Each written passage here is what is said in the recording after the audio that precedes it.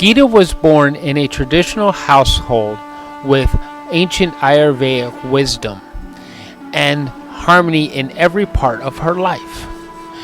Her time in nature has always been a stronghold, and she learned yoga at the age of 5 to reflect that lifelong harmony. Her love for traditional homemade food, self-care rituals, and time spent in the kitchen. She will teach you what she has learned from her time in nature and the kitchen to improve your gut health, and your overall lifestyle will improve. Geeta today will answer the question, what is cholesterol?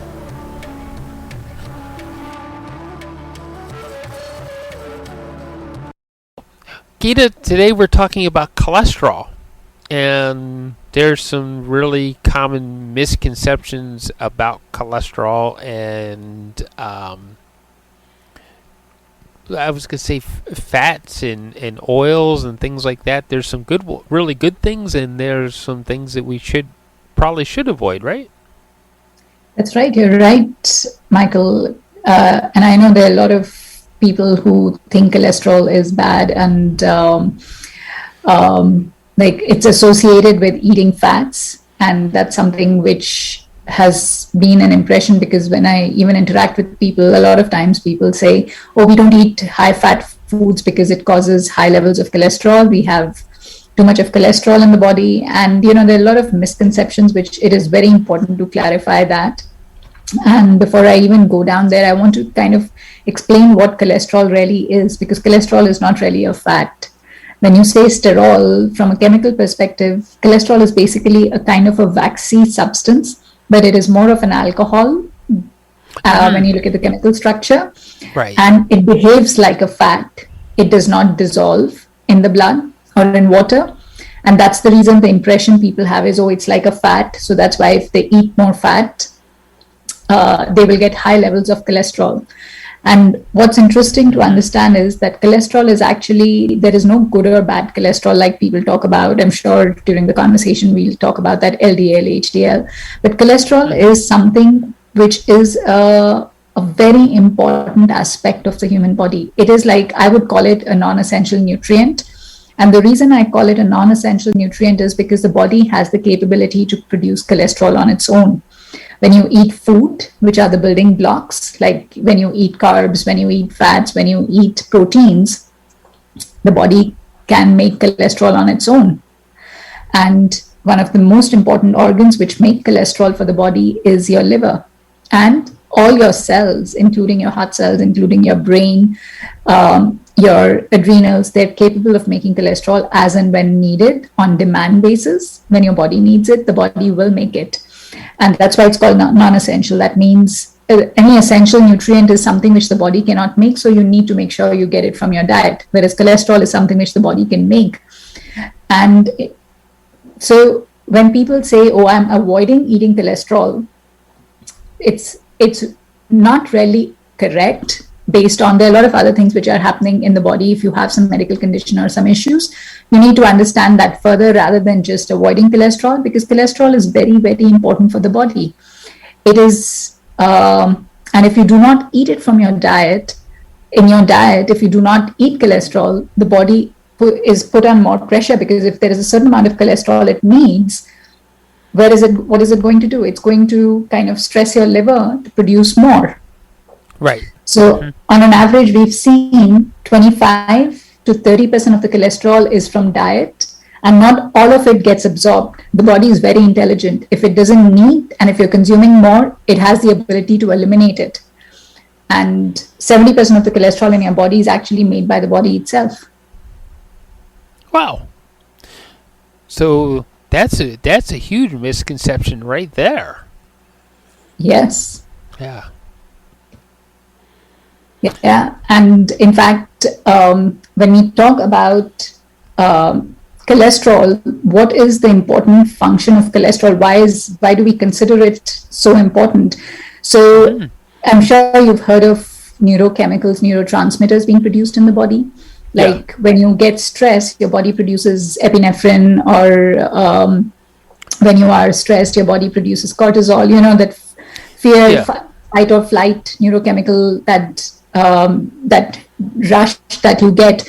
So neurotransmitters, and then you have steroidal hormones in the body, basically like estrogen and progesterone and testosterone and all these hormones which are produced in the body. All of them actually are made up of cholesterol. They need cholesterol. Then each and Okay. every cell of your body needs cholesterol for the membrane, for that cell to be built, to function, for the exchange of nutrients. All that needs cholesterol. Your brain needs 60% of cholesterol for it to function. Again, the neurotransmitters, the way the nervous system functions and those signals are being sent, that insulation for your nerves is provided by the cholesterol. So it's very, very important. It's very important for some basic functioning of the body. And that's why the body has the ability to make it, because it needs it in order to survive. Right. Vitamin D, which is a very, very important nutrient or a vitamin, we actually call it a hormone, which is needed for proper functioning of the body and your immune system, which is converted through sunlight, and that conversion needs cholesterol. So your body cannot make enough vitamin D if you are not consuming cholesterol, or if there is not enough cholesterol being produced in your body. So if your liver is strained because of too much of toxic load, that means your liver is not being able to produce enough cholesterol, your vitamin D levels can go down. So there's so many things which the body needs cholesterol for. So by not consuming through the diet is not the direction that we want to go. Right. So because otherwise, your liver as a gland is going to produce it and try to excrete more of it, which puts more pressure on the liver, which could cause other problems, much larger Exactly. problems. Actually, Exactly. no liver, there's this little part of the word liver that says live.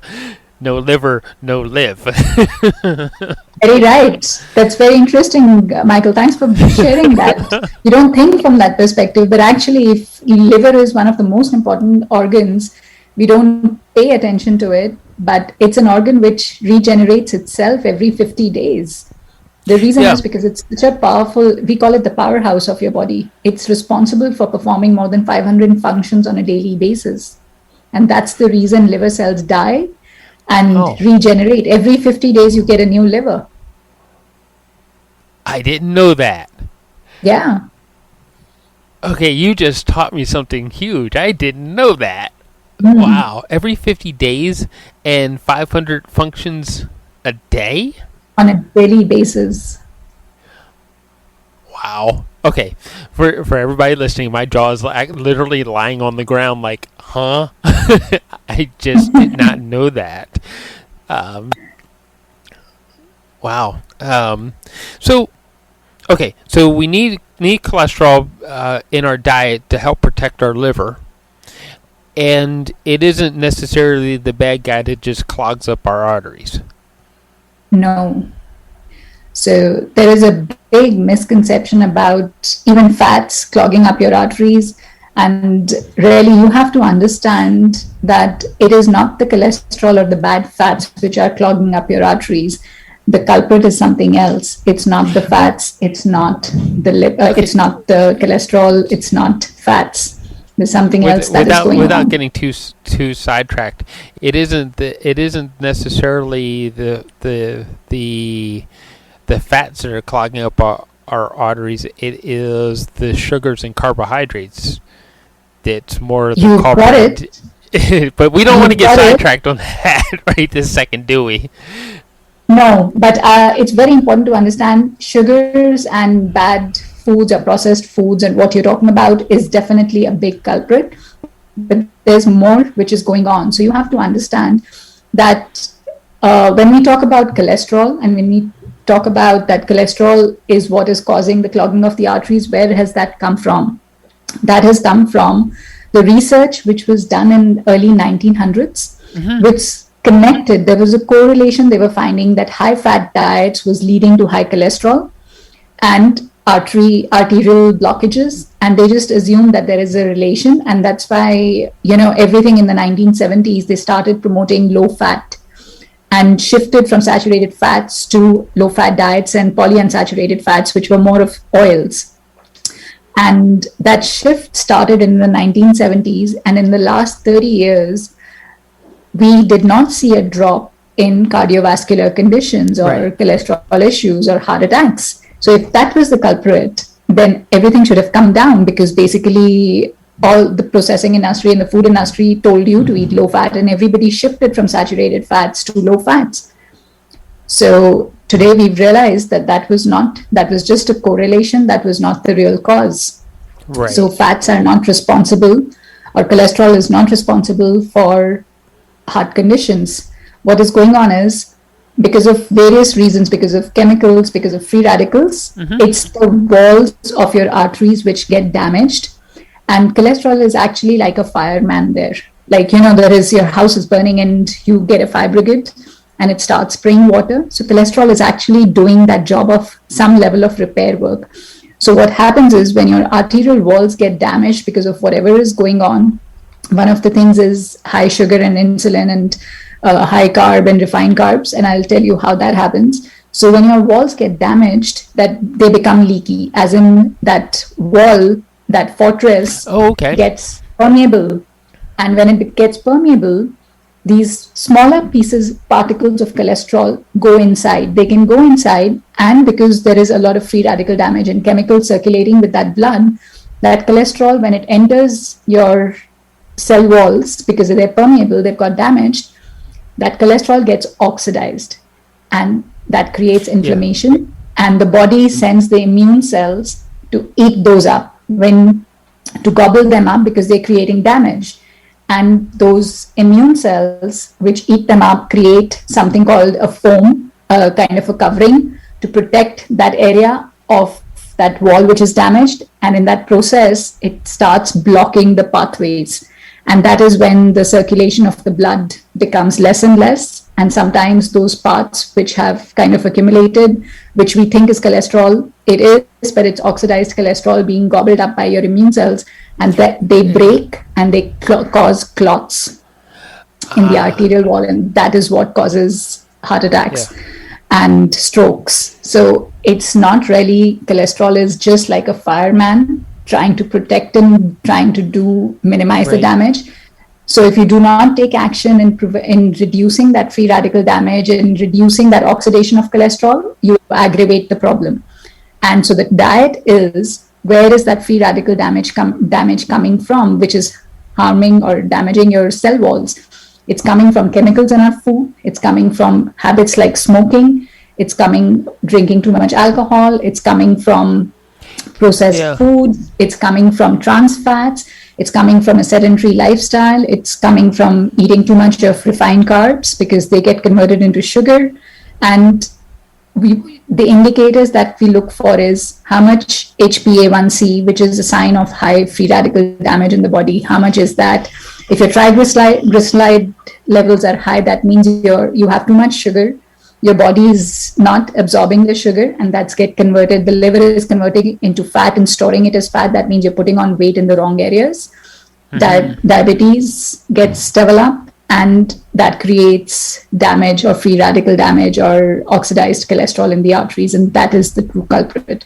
So it's all about bad lifestyle, poor choices of food, and sedentary lifestyle, and stress. Stress also plays a huge role. So these are the culprits, and not eating cholesterol through your diet if you're eating the right kind of foods. Yeah. Okay. So some of the other misconceptions that avoiding you covered avoiding fats or lower cholesterol foods. You also said some of the other misconceptions are animal sources versus plant sources of foods. Because you can find just as much fat in a plant as you do in an animal, can't you? That's right. So it's not the fat. The problem is never with whole foods, whether you're eating plants or whether you're eating animal foods. So something interesting to understand is, as I said, your body produces cholesterol on its own. So when you think of it, in nature does not give you any food as such which is a source of cholesterol. So Mm-hmm. plants do not make cholesterol. So any of the plant food sources will not give you cholesterol. So if somebody says I'm avoiding coconut oil because it'll increase my cholesterol levels, that's incorrect, because that is not a source of cholesterol. Plants do not make cholesterol. Cholesterol is made by the cells. So when you're eating animal-based foods, that's the only source of getting cholesterol in your diet.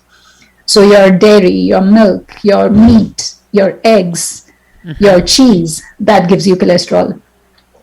But you do not get cholesterol from plants. So one of that misconceptions need to be clarified, that when you eat plants, which are also very good sources of fats, will not raise bad cholesterol or will not cause issues that you're trying to avoid. And that's why that misunderstanding about I'm avoiding certain foods because it's increased my cholesterol levels. What you need to avoid is what we just spoke about: refined fats, refined carbs, poor trans fats, processed foods. That's what are poor causes. Now, the second thing is we have research which says that when you eat animal products or when you avoid animal products, you can bring down the cholesterol levels and the inflammation.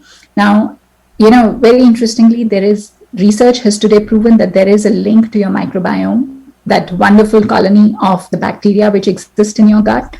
So it's very unique for each person, and that bioindividuality comes in, that there are certain people who have a presence of certain strains of bacteria.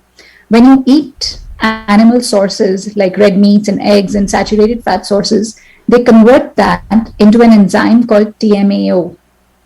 And that TMAO is an enzyme which causes inflammation in the arteries.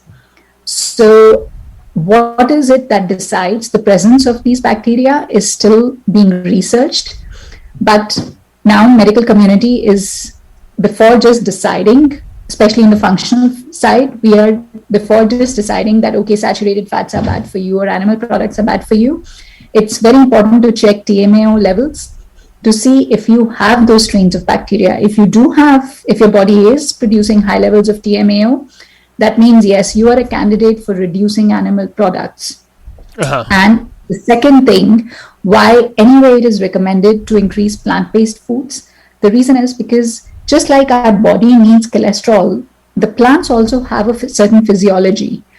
And so the functions, like we are using this to make neurotransmitters, like we use cholesterol to make neurotransmitters, there must be something in the plants which is also a raw material for them to communicate with different parts of the body, because they also have a certain physiology. Right. So that element of the plant is called phytosterol or plant sterols. So sterol, cholesterol. So in the plants, they're called phytosterols. And all plants, especially green leafy plants, are supposed to be high sources of plant sterols.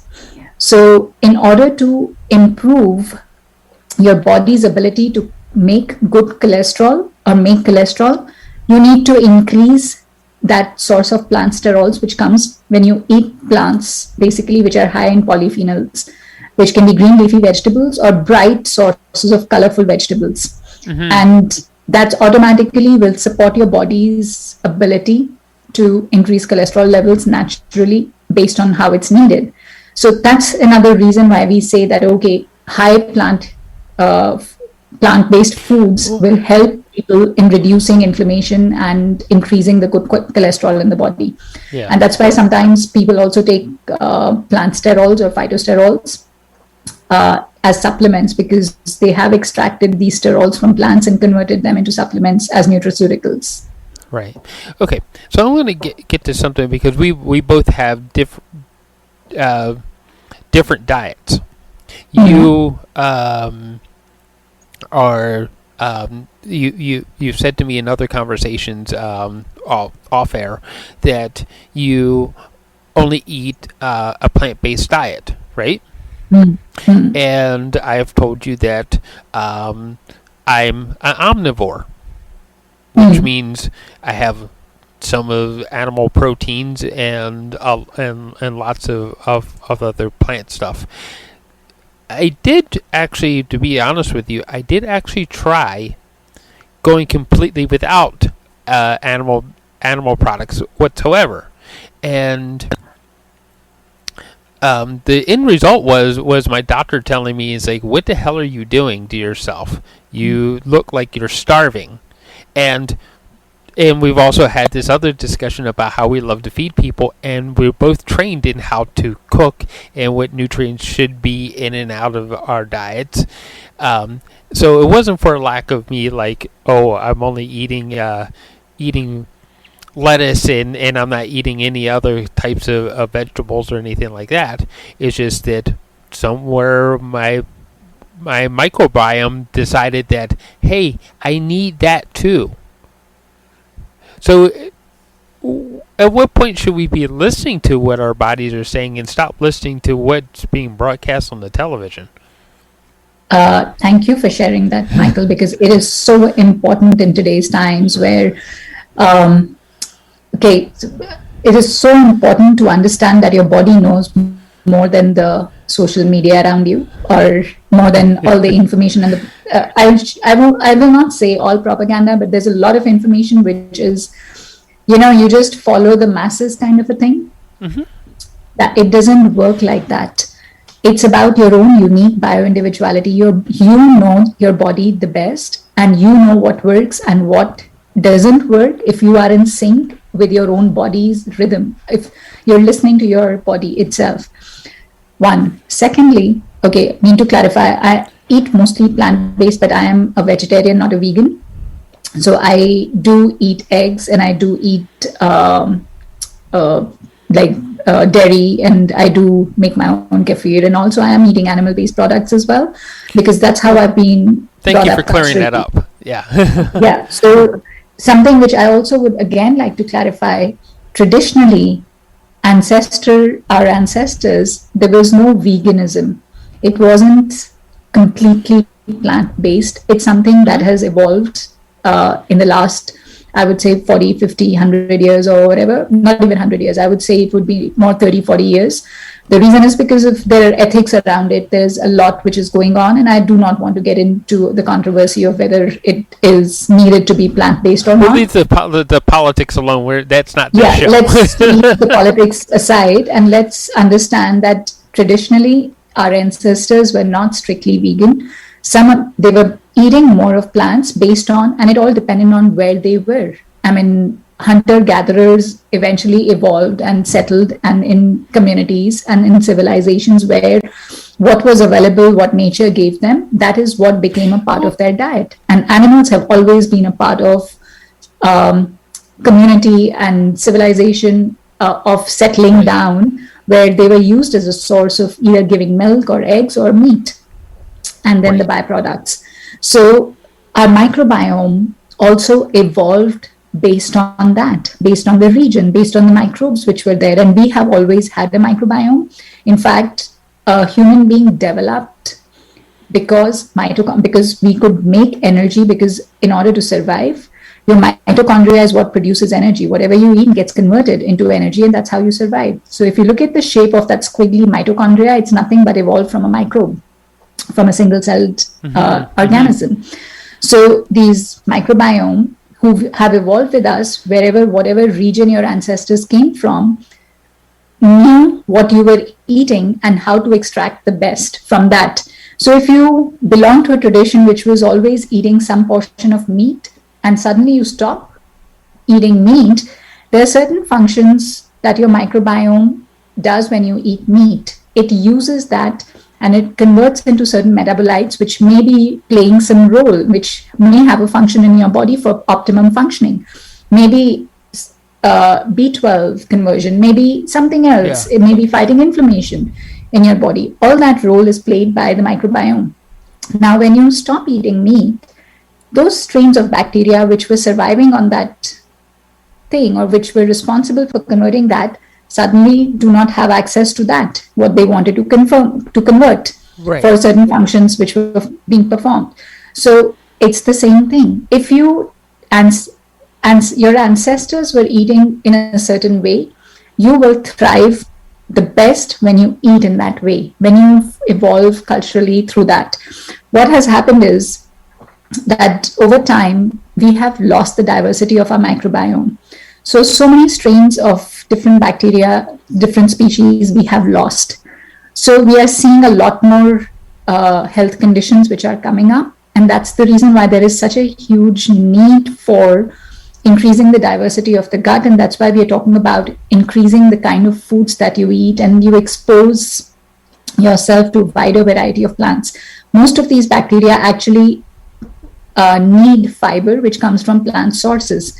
But that doesn't mean that if you've eaten animal sources, that's not being converted. There are certain foods, certain polyphenols, certain nutrients from animal-based products as well, which these bacteria are responsible for converting into certain metabolites, which then can be absorbed by the body.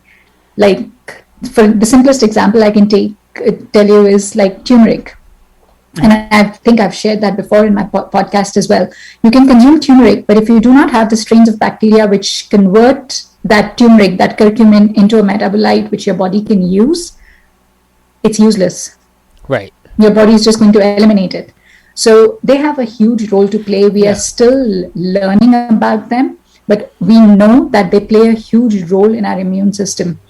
And if you technically think of these microbes are animals, they are within you. They belong to a living organism community, so-called. They're in between. But what I'm trying to say is, if you've traditionally eaten and meat was a source, or animal products were a source of your diet, you will do the best by continuing to do that. Right. Makes sense. Because if you look outside at my little garden out there, you see that I have many different types of berry bushes. And when my brain is functioning the best is like I'm eating berries, nuts, and that sort of thing also is like, so it's like, so and then I remember that as traditions, cultural traditions from my family also, which is again and stuff, that is the reason why it's so important. See, there's so many multiple benefits when you're eating berries, because first of all, you're growing them in nature. They do not have any chemicals, they're not processed, they're whole foods, they're full of polyphenols, and they're surrounded by microbes where you're living. So those microbes know how to survive, how to process. So it's like an ecosystem of their own, and you're allowing them to adapt to the ecosystem which exists around in you. Yeah. So there is an exchange, and berries are very high in polyphenols, which is what these microbes survive on and thrive on, because they know how to convert these polyphenols into very, very beneficial metabolites for the body. And we need even more, because we all know that our immune systems are not functioning the best because of the exposure of too much chemicals, too much pollution, too much stress, and the way our lifestyles have become. Right. So I have another question about some of the things that, and forgive me for focusing on my own kitchen for right this second, but some of the other things that we keep in our kitchen is canola oil and olive oil. Now, does it matter the type of oil that we actually use to dress our foods with or to cook our foods with? Very much, because again, remember initially I had said it's not just the whole food. The best form of getting oils in your diet is through whole foods, and that implies even fats. But the way we've evolved, we use fats for cooking today. So again, understand that both canola and olive oil are unsaturated fats, which means they provide, again, a certain kind of nutrients, which they provide certain kind of essential fats, which our body cannot make. And those are called essential fatty acids. Now, there are different kinds, but I'm sure you've heard of omega-3s and omega-6s and omega-9s, which are the most common, and especially omega-3 is being spoken about a lot. Now, canola oil is a source of omega-6, and olive oil is a source of omega-9 and a little bit of omega-3. But olive oil has a lot of other polyphenol benefits as well, which can be very, very beneficial for the body. But the thing is, all these oils have different smoking points. So when you cook them above a certain smoking point where they start smoking, they get oxidized. That means you lose the benefits. That means they create free radicals. So rather than giving you the benefits, They they become create harmful. inflammation in the body.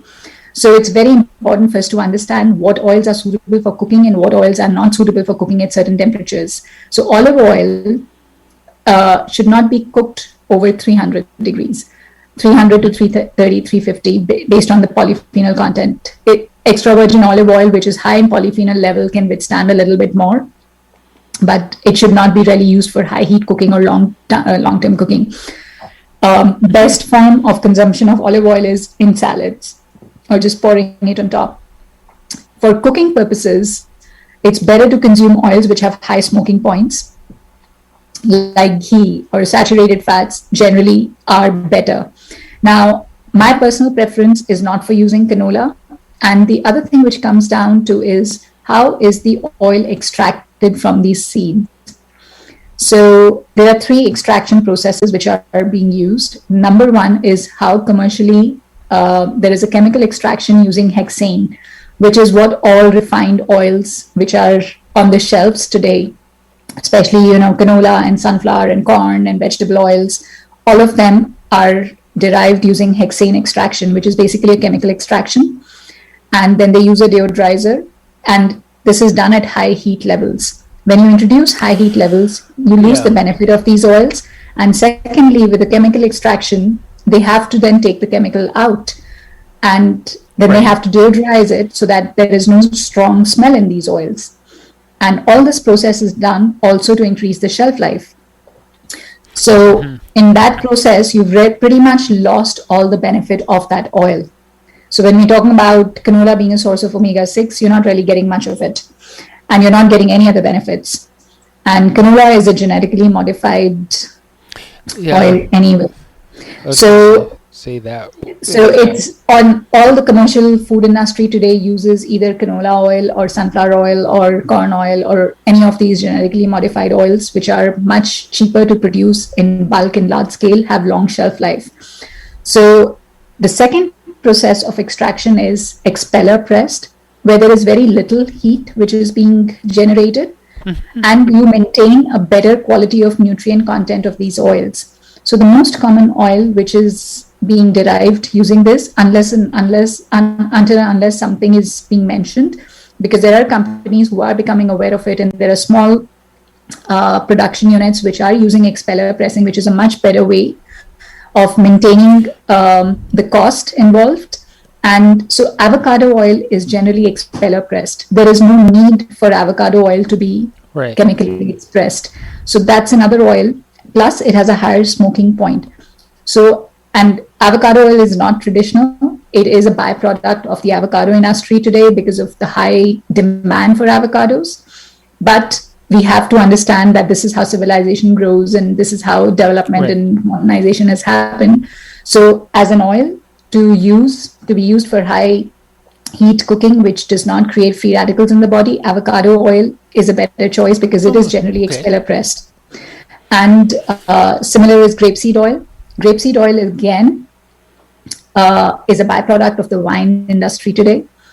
And so, again, suitable for high temperature cooking. But it's been pressed. if it is expeller pressed or cold pressed. And the third thing is olive oil, which we all know. And that's why we look for traditional, high quality, good quality olive oil will be cold pressed. Which is again by pressing the oils. So it reduces the amount of oil that you can extract from the seeds, but it maintains a very high polyphenol level, which is what is the most beneficial part of the olives. And it maintains that bitterness, and that the higher polyphenol level, the more bitter or the more strong the olive oil is. And that also means that it has a short shelf life because the polyphenols get oxidized much faster when they're exposed to heat or light. I was going to say really good olive oil, or really, it should be in a darkened container, right? That's right. In a glass bottle, in a dark glass bottle, so that Light does not, because light again oxidizes the oil. It reduces the polyphenol content. It leads to oxidation, and that's what we are trying to avoid. So it should be, and if you can, it should be cold pressed or expeller pressed. That's what you're looking for. And if you can find the date of when it was expressed. So extra virgin olive oil is basically the first extraction when they cold press it. So that's the best kind of olive oil that you can find. Right. So generally we say like fats like ghee, lard are suitable. They can withstand temperatures above 500 degrees. And that's why they are the best for cooking, roasting, barbecuing. My jaw dropped again because you used a word, that 4-letter L word that we've been told lard. Oh my God, we're not supposed to use that. Okay, so again, going back to, I'm laughing because that was one of the points of propaganda that we've been told for the last 30 years, that lard is so bad for us, right? Again, lard is bad if you are getting it from farms which are commercial farms, CAFOs, you're aware of it. These huge commercial cattle farms where these animals are basically being fed not the regular diet, but being fed corn and being pumped with hormones.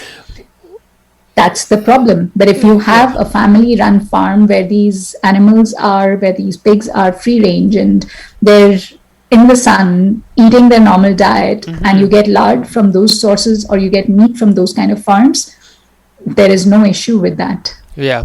One of the things that I and you can help me clarify this, that I've heard of, in order to get the cow or the pig to market faster, that they've been feeding them cellulose. Yes. And as a chemist, I know the easiest way to find cellulose to give it to somebody is by actually just feeding them paper. Yes. So you understand what's really going on with these CAFOs. Their aim is to get the maximum meat without spending too much, and it's all about profit. It's not about ethics. It's not about what you're really getting, the nutrient value. They don't care about that. So I do not consider the meat coming from CAFOs as meat. I consider it just plastic. And it's so inhumane the way they're treated and what they're fed and the chemicals. And if one gets an infection, everybody's given the antibiotics, and that's justified. And so let's not, again, there's so much politics. I wasn't going to get into the politics of it. I wanted to get into what it is that we eat, how it is fed is also what is feeding us, right? Exactly. Again, see, what you feed. These animals also have a microbiome. And they're also used to, that microbiome is also used to, in order for these animals to give you good quality like nutrients, and that they also need to get the right kind of nutrients, which is again broken down and processed by their microbiome as well. We have upset that whole relationship by, first of all, taking away sunlight from them, by taking away their natural pastures from them. Then on top of it, we keep them in enclosed areas. We feed them what we think is the cheapest source of nutrition for them, keeping in mind how we can increase the fat content or the protein content without really looking at what the natural way of these animals was to grow and to benefit from that diet. So all those things are not considered. What is only considered is the profit motive. And that's the reason why the quality of the meat that you get through these CAFOs is not the best. And that is what probably is creating issues, because you're also intaking all those chemicals which they have been fed, because the body stores chemicals and toxins in the fat. So going back to the lard, if you're consuming lard from these kind of CAFO-sourced animals, it's full of toxins. And when you consume that, you're consuming basically toxins, and you're increasing the load of toxin which is available in your body. And what is the main organ which is supposed to detoxify? Your liver. Yeah, so you're back to the liver again. We're back to the liver again. Liver again. Yeah. Um, okay. So, do we need to really investigate our food before we actually can eat it? Do we need to investigate Um, the sources of it and make sure that our food is being fed healthy stuff before we actually want to eat it? I would highly recommend, especially if you're eating animal based products and even plants. It's very important. I mean, today there is a reason people say organic, non organic, and I understand first of all, going back to your question, because I can go on a different tangent and talk nonstop about it. But yes, definitely, it's important to investigate where your animal-based products are coming from, Mm-hmm. because that's where the highest source of toxins today exist Yeah. in the animals. So definitely look for a local farm, even if it is not organic, but they're raising their animals ethically and the chickens are being free range, as in they roam around in the grass and their feed is how it should be, and they are involved, Right. they have that love and feelings for their animals, and they say 100 good days and one bad day when they're slaughtered, kind of a thing. So Yeah. and overall, I feel that there has to be a balance. Again, if you have access to plant-based foods, then consume animal-based foods, but keep a small portion of that in your diet, and make sure that you're consuming a lot of whole plant-based foods as well, because your microbiome does need a lot of fiber, and the plants are full of polyphenols. So it's about a balance. Right. On now, I do have one question about how our plant food is grown. Is it better that it is grown in the dirt or the hydroponic units where it's just grown in this fertilizer fluid thing? Okay, coming from culturally where I've come from, my first choice to go would be soil. That's like, for me, I relate it to the earth, to nature, to mother, which Yeah. feeds you. So it's Mm-hmm. about allowing that mother to regenerate. And we've reached a stage where we have to feed the populations of the world. And that's the reason why we are thinking in different directions on how to increase the food production. And people have said, oh, fertilizers and all are needed to extract more. I think there is an imbalance of overconsumption versus lack of consumption versus not having enough in certain areas of the world. So there is a huge disparity. We are eating a lot more than what, and we have a lot more choices available. So, it goes into that question. But for sure, my first choice would be to grow as much as you can from the soil in a regenerative way, where you allow it using organic matter to get regenerated so that the nutrients, it gets rest and it can repopulate itself with the nutrients which are needed in our food. And there is a lot of research and there's a lot of options out there in terms of mushrooms and the mushroom kingdom, which is responsible for kind of bringing back the nutrients to the soil. And if we look in and research in those directions and put our investments in that, there is a lot that can be done to regenerate the soil. Yeah. Okay. So why don't we? Because we're starting to run out of time. I always do this with you. I always start running out of time, and then have to rush and recap and everything. Oh my God. Okay. So just as a recap, you said that our body can generate cholesterol by way of the liver, right? Exactly. So, in fact, I will just give you, before we end, just very important, because again, reinforcing on the fact that just deciding that I'm not going to eat high fat foods because they're a source of cholesterol is a myth. Cholesterol is produced by the body, so do not consume cholesterol rich foods just because you think it's going to cause high cholesterol in your body. It's not like that. Your body will make it, your liver will make it. So sometimes it's a good idea to have some portion of food which is cholesterol rich or which has cholesterol, like good quality organic free range eggs or meat products once in a while, if you enjoy that, or dairy, because that takes away the pressure from the body to produce. Yeah. The important thing to remember is that those quality of that food sources should be good. Yeah. Okay. And you also said that it is good to use render products like lard and ghee. To define ghee, that is actually like butter, but it's been, so you only have the fatty part of the butter and the liquid part is gone, right?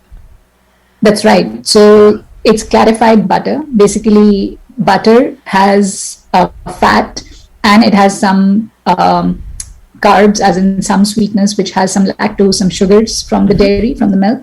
But ghee is when you ferment the butter and when you cook it.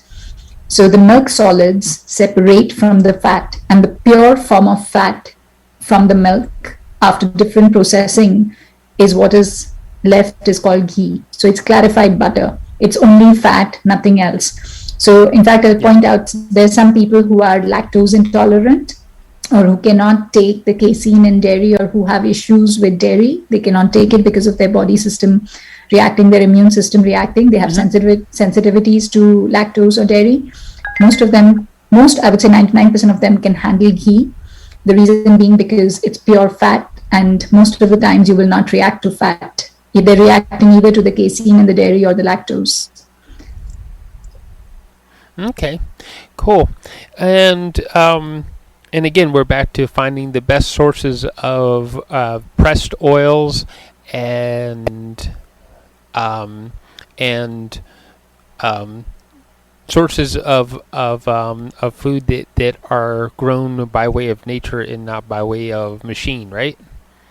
That's completely right. You just need to know, eat whole foods as much as possible the way nature gave you. Look for your sources where your food is coming from.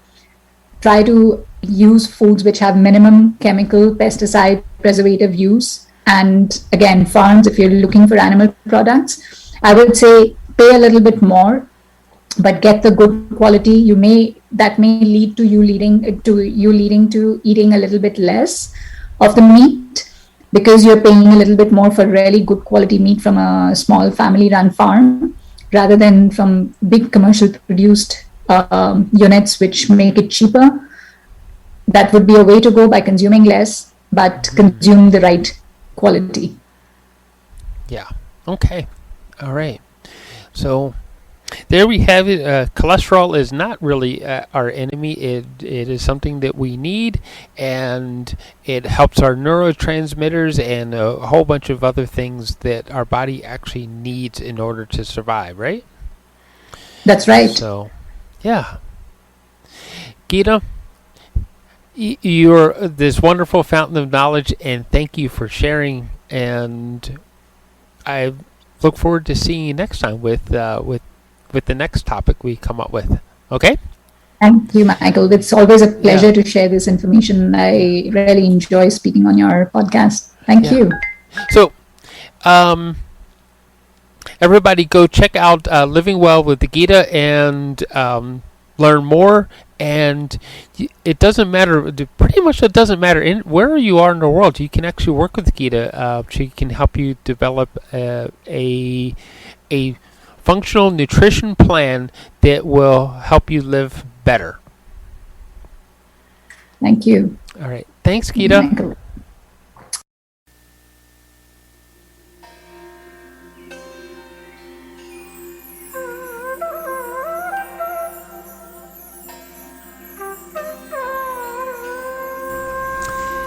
For more information on how Geeta can help you live a healthier and happier life through your gut health and nutrition, please visit livingwellwithgeeta.com.